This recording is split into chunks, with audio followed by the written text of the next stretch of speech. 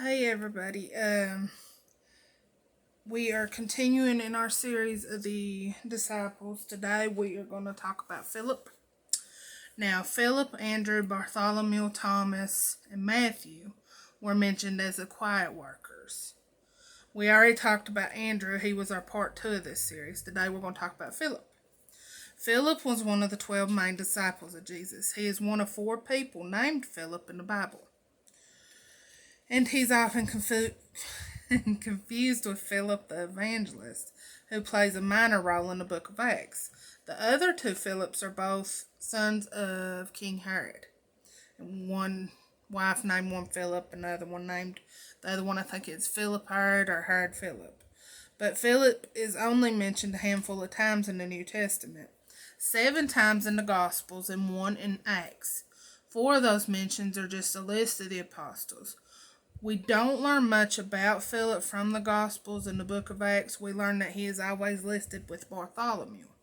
Now, a little side note, my thinking behind this is I notice it mentions a lot of them in pairs, a lot of the disciples in pairs, and I believe this is so that they could have been a witness for each other.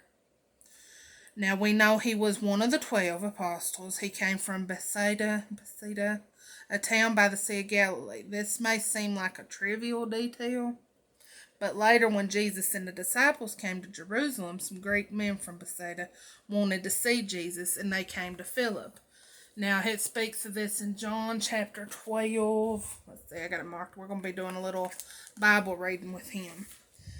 John chapter 12, and it says, you can go 20 through 21. And there were certain Greeks among them that came up to worship at the feast. The same came therefore to Philip, which was of Bethsaida of Galilee, and desired him, saying, Sir, we would see Jesus. Okay. Now, let's see.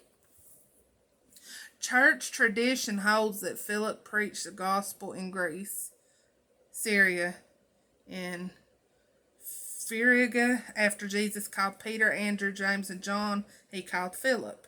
And in John 1:43, it says, the day following, Jesus would go forth into Galilee, and findeth Philip, and saith unto him, Follow me.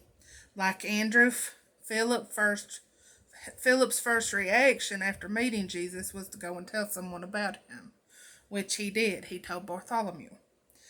And we'll talk about Bartholomew. I think I've got him. Yep, we're going to talk about him next week. Now, before Jesus fed the crowd of 5,000, he asked Philip a question. And we're going to read about this in John chapter 6, verses 1 through 15. Let's see. And it says, After these things, Jesus went over the Sea of Galilee, which is the Sea of Tiberias, and a great multitude followed him, because they saw his miracles which he did on them that were diseased. And Jesus went up into a mountain, and there he sat with his disciples. And the Passover, a feast of the Jews, was nigh. When Jesus then lifted up his eyes, he saw a great company come unto him. He saith unto Philip, Whence shall we buy bread, and these may eat? And this he said to prove him, for he himself knew what he would do. Philip answered him, 200 pennyworth of bread is not sufficient for them, that every one of them may take a little.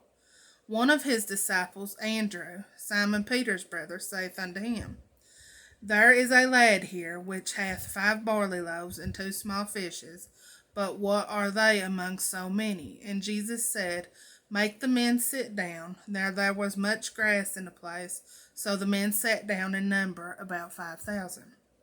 And Jesus then took the loaves, and when he had given thanks, he distributed to the disciples, and the disciples to them that were sat down, and likewise of the fishes as much as they would. When they were filled, he said unto his disciples, Gather up the fragment of that remain, that nothing be lost. Therefore they gathered them together, and filled 12 baskets with the fragments of the 5 barley loaves, which remained over and above unto them that had eaten. Then those men, when they had seen the miracle that Jesus did, said, "This is of a truth and prophet that should come into the world." When Jesus therefore perceived that they would come and take him by force to make him a king, he departed again into a mountain himself alone. I don't know if I was supposed to read that one. Okay.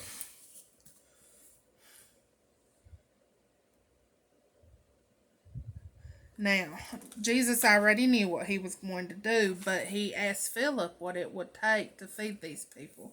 It says Philip, when Jesus blessed that food, and you see what happened. He fed every one of them and had leftovers. Now, it says Philip died a martyr, but doesn't specify to how he died a martyr. Like I said, there wasn't a whole lot on Philip. That was mainly what I could find out about him, but which I guess is why he's mentioned as one of the quiet workers. Next week, one day, we will talk about Bartholomew. It'll be one day next week. I don't want to give a certain day because I don't want to let nobody down if I don't post the video that day. Sometimes things get really busy and it takes a minute, but that was our lesson for this week.